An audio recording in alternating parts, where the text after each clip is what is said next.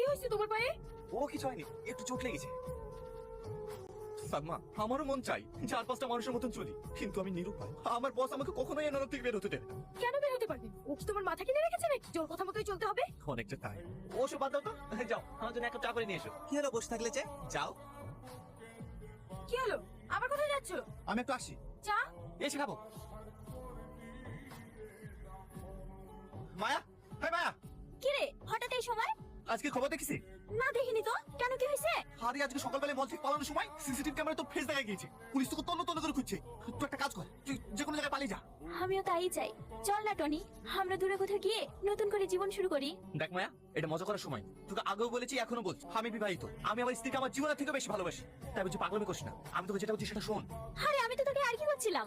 দেখ মায়া, এটা আর কি মারার সময় না। তুই তাড়াতাড়ি গা ঢাকা দে। আর আমিও সিদ্ধান্ত নিয়ে ফেলেছি, আমি আমার বউকে নিয়ে অন্য শহরে চলে যাবো, যেখানে না থাকবে কোনো বস, না থাকবে কোনো পুলিশের অত্যাচার। আসছি।